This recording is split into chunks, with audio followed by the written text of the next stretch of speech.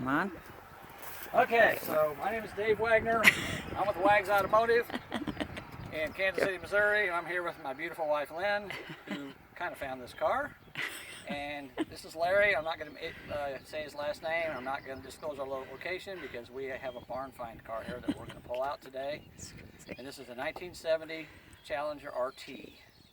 And Larry's owned this car. And the funny thing is, it's May of 2019 or 2020, and he put this car in here in May of 1980. So this car has been here exactly 40 years without moving. He put it up on bricks and it hasn't moved in 40 years. We're going to pull it out today. So Larry, I want to ask you a few questions about the car. And when did you say you bought this car? I bought it in 1976. It was a local purchase about 4 miles from here. About 4 miles. So this car's been here its whole life in this area, its entire life. Yeah, and I was 16 at the time, and I didn't have a driver's license to drive it yet.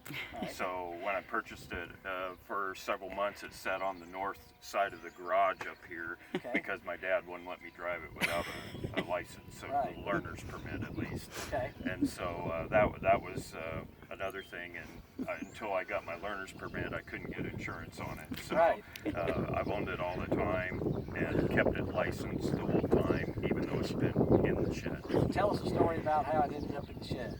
Well, after I went to DMAC in Des Moines for diesel and heavy equipment, and I got a job in Alaska on ships, strangely enough, as an engineer. And so I had to put the car away because I was going to be gone for a long time in Alaska. And so I asked my dad if I could put it in his hog building, and this was a hog building at one time, and he said as long as he didn't need the room, I could put it there. So it's still there 40 years later. I drove it in. Need the room. Yeah, drove it in, put it up on blocks, and it's still where it is. You heard that, guys. It's on blocks. So this car has not been on the ground in 40 years. It's been up in the air for 40 years. Now, the thing I want to tell you about it is he bought it. He's telling me that it did not have the original. It originally came with a 383, but the guy that had it beforehand blew that up and put another 383 in it. And then something else happened after you got it, right? What happened then? Yeah, on the Blacktop Road about 3 miles north of here called the E18, I was trying to follow another car that had much higher gears, so I was up over 100 miles an hour and the engine let go, and I coasted for about a mile and a half before I actually rolled to a stop. And what car was that you were chasing? it was a high-end Duster. It had a very high-end rear end, and yeah, 346 back, and it was a much maybe lighter car and taller gears, but I just couldn't keep up with it. I think this one has 411 gears in it, if I remember right, and so yeah, I wound it too much, too long, and let it go. Threw a piston through the side of the engine. Put that one away. I think the camshaft was in 3 sections when we looked at it, and rods were twice as long as they should have been. You know. Been there, done that. More than once. Anyhow, I just want to get this on video. We're going to go and look at this car now. I haven't seen it. I don't know what it looks like. I don't know what kind of condition it's in, but I know it's been in this building for 40 years, and we're really excited about this. I've always wanted to find a barn find car my whole life, and this is the real deal, folks. So we're going to go look at it right now and take a look and see what it looks like. Let's go inside.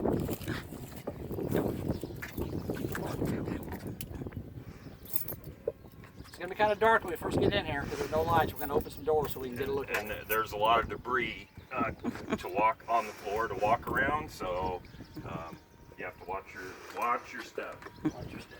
And we're going to go right past a spare trunk lid and a couple spare fenders that are laying here on the ground. Here's the parts he's talking about. There's a trunk lid, and there's a spare fender right here. 2 of them. 2 of them. Laying kind of upside down. Yep. And here's the car. Got a little bit of bird poop on it, looks like. But this is the real deal, folks. 70 Challenger RT. So Let's make our way down the get the back door opened up so we can take a look at it. Yeah, so it has a lock on the outside of it. I'll have to go around on the outside. All right, if you want to go ahead and go do that, I'll wait for you. And then here are the keys. Okay. And it's locked I haven't touched it. The last time I was in it was to get the CB out of it so I could use it in my semi.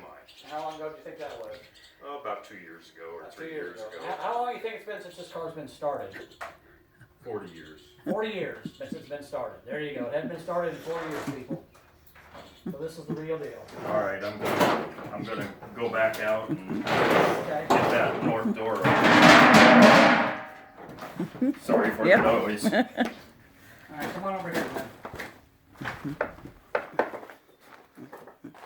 And folks, while we're waiting for him to get the door open, I want to tell you that we stayed at a bed and breakfast owned by this gentleman and his wife, and we were talking about cars. My wife was talking about a Model T that we're going to go pick up here one of these days, and she got to talk to him about cars, and he said, hey, I got a car story for you. And he told us about this car he had in here, and I asked him if it was for sale, and he said he'd consider selling it, and anything with it. And here we are now. But I have to give my wife credit for this car. She's the one that found it. So it's a pretty exciting thing for us.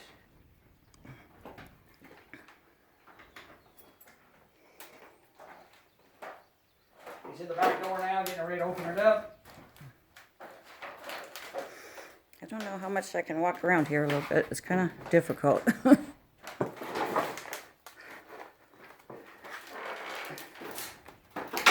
want me to take the camera? Well, I mean, you're going to want to open it up, right? Yeah, I mean, I do. I guess it's a good thing he didn't need this building for hogs. Yes, it is. Here comes some daylight. Okay. Okay, here comes the light. Is this car blue? Blue. Yes. Alright, got some daylight now. Can you come over here and lay in or not? I'll try. Careful if I bobble the camera here. Yeah, just do the best you can. You know, it's kind of wobbly, it's okay. Definitely a fascinating thing here. Alright, so the first thing I want you guys to notice is 383 Magnum, it says on the hood right there. See that? Challenger. And look at this. He took the original wheels off. It's got chrome reverse rims with Uniroyal Tiger Paw 70 bias ply tires on it. Still the same tires that were on it 40 years ago. I don't know if I can get that one. Yeah. Come back to the back here. We got the same thing back here. Tiger Paw 60 SS from the 1970s. Haven't seen the ground for 40 years.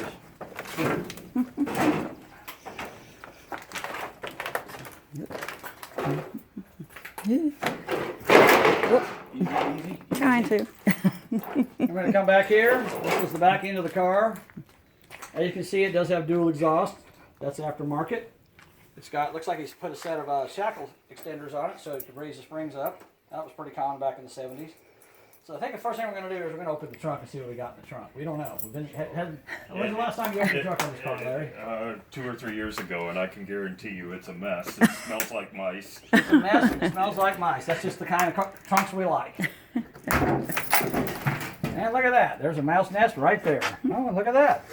Some plates. What do we got here? We got a set of license plates from 1983 that are most likely registered to this car. Ooh, We got a giant mouse nest over here in the corner. We got another one here in the middle. And we got Spare tire and a wool bag. some burlap bags, but that looks like an original spare.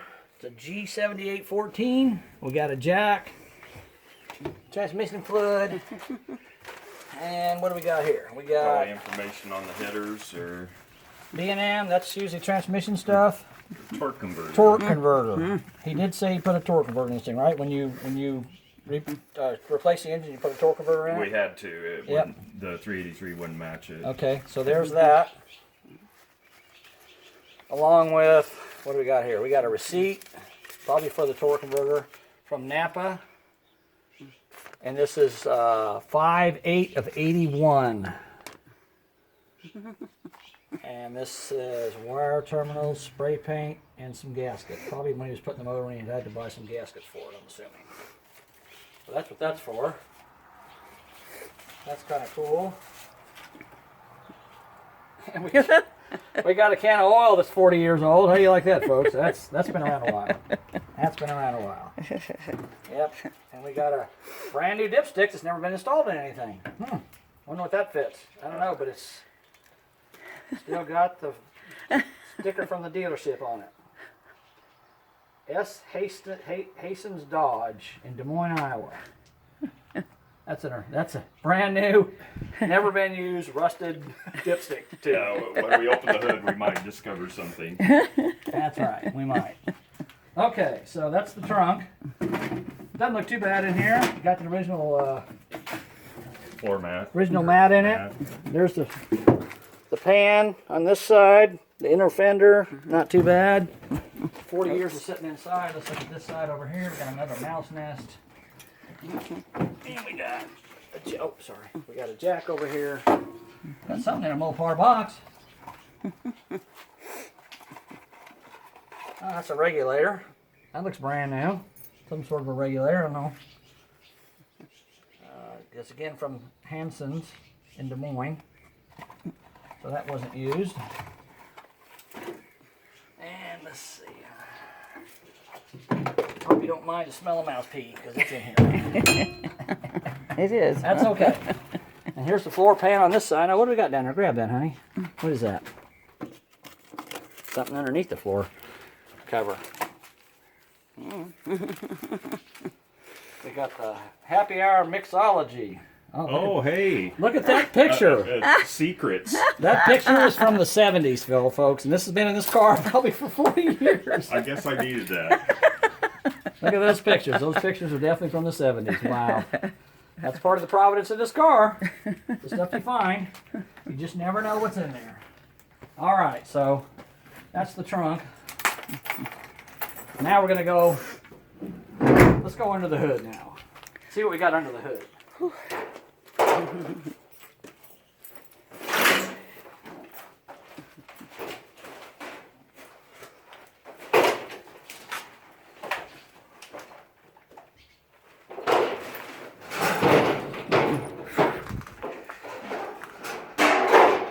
Here, let me Clear out here.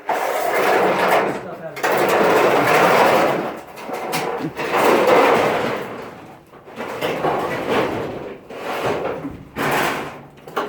All right, man, we can get through here a little easier now. Okay.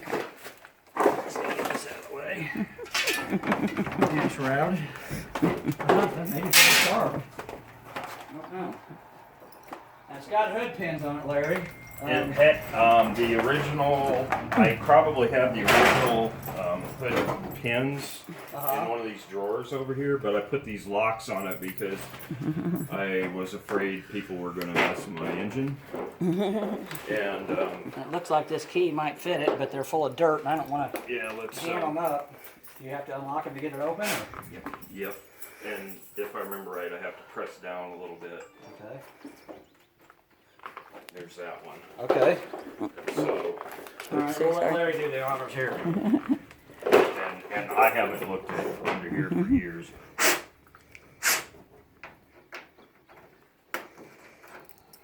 Okay, here we go.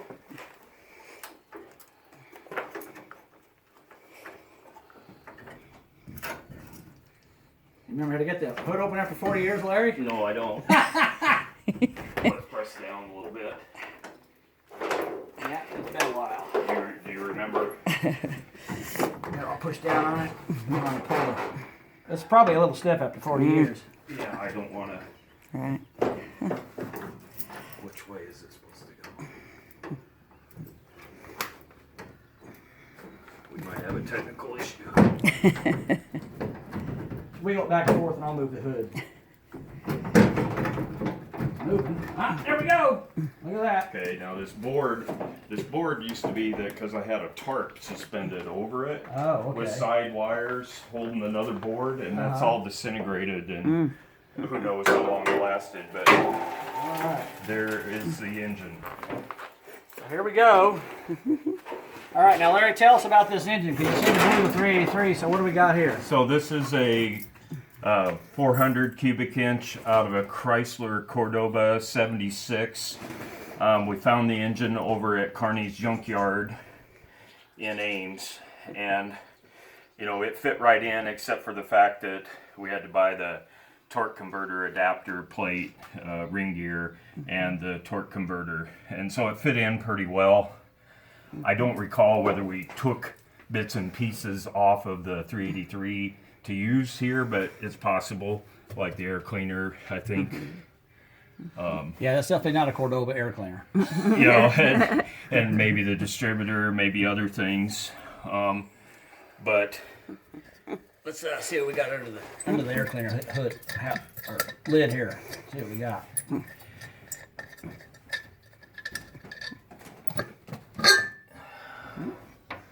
well, there's nothing inside the air filter. So, Larry mentioned earlier today about a thermoquad, and it does look like this thing does have a thermoquad on it. It's got a little bit of debris on the top of the motor there, probably from animals crawling on it and leaving stuff behind, but all in all, it doesn't look to be in too bad a shape. No, it's And inside the air cleaner, we do have a mouse nest over here, as you can see, probably went in these. in the snorkels, yep. So they built a nest inside there and made a nice little home. So, yeah, we definitely and we have to work with that. Get that cleaned out. Now So, they gotta get an eviction notice. yeah, an eviction notice, that's right. Yeah, Give the so mice an eviction notice. that's amazing. They didn't eat through the filter. Yeah. They had plenty of room in there. I guess they didn't need any more. There. All right, so there's that. So I don't know. I remember once or twice over the years putting oil in the spark plug holes. Uh-huh. So I don't know if I'm strong enough, but Here's the dipstick. Oh my goodness. It is full. And the oil's a little dirty, but it's not showing any signs of any deterioration. Can you get it to turn over, Larry? I'm having a little difficulty. Yeah. It's a little too stout for you, huh? Yeah, I Must thought be that high compression. I thought I might be able to turn it by hand, Right, you know, but right. I can't. Okay. And it does have headers on it. And Larry had headers on his 383, so we're thinking maybe these headers might have come off his other motor. He just put them on here. But we don't know for sure.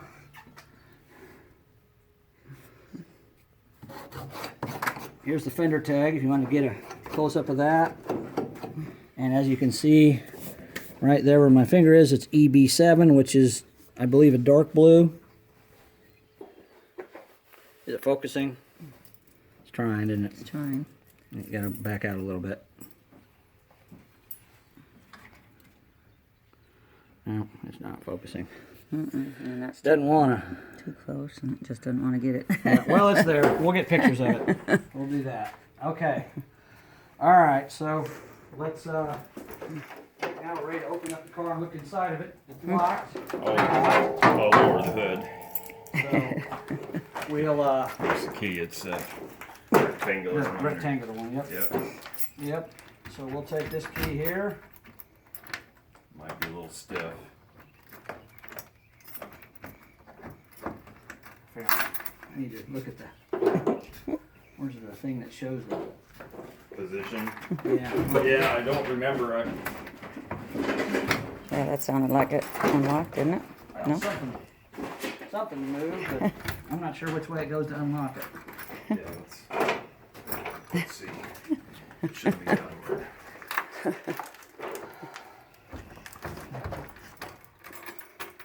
Which way to go to unlock, I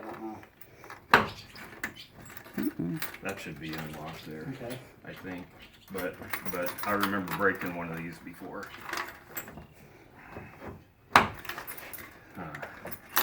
It feels like it's going. Yeah. I don't know if it's just sticking or. Maybe try the other side? All right, let's try the passenger side over here.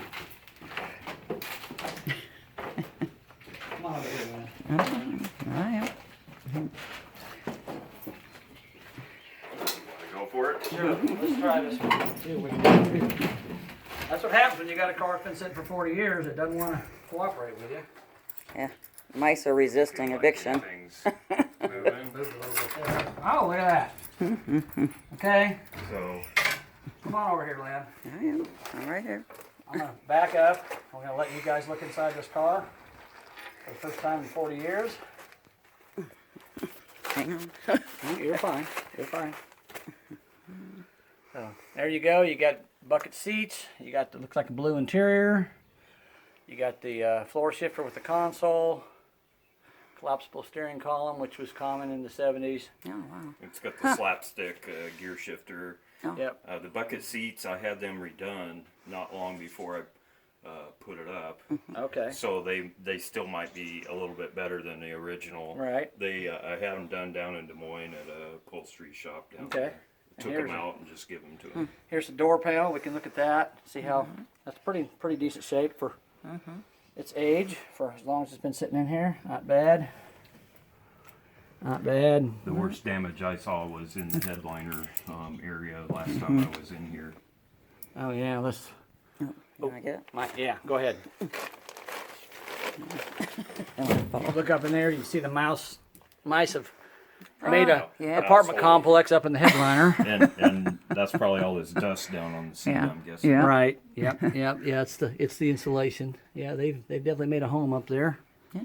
Moved right in and just figured, well, it's been for 40 years. We might as well make That's a. multi-generational mice. That's right. That's right. I did throw some of those green blocks in here a couple years ago when I took the CB out. Yeah. But the damage was already done by then. Right. It's got the high tech 70s carpet in the back with the 6x9 speakers. Yeah. Yeah. Yeah. And the seat folds forward just by pressing that button down on the side there. Right here. Yep, and should fold forward. There we go. Only way we to go. get in and out of the back seat. There we go. Yep. Yep. She's definitely a little dusty and rusty in here. That's for sure.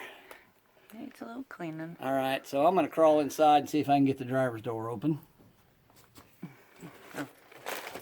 So if you want to head back around to the driver's side.